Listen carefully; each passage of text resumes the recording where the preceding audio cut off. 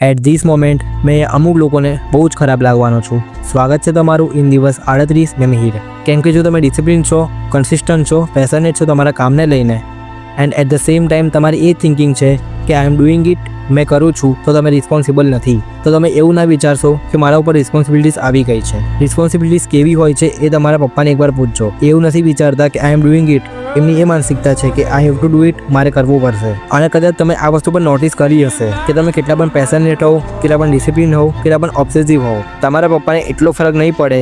એ એવું જ કહેશે, બેટા સારી વાત છે, કરતા રહો. એ પોતાના કામમાં પ્રોડકાસ્ટનેસ નહીં કરે, કેમ કે એમને ખબર છે કે મારો છોકરો ડિસિપ્લિન થઈ ગયો છે, કન્સિસ્ટન્ટ થઈ ગયો છે, પણ એ હજી રિસ્પોન્સિબલ નથી થયો.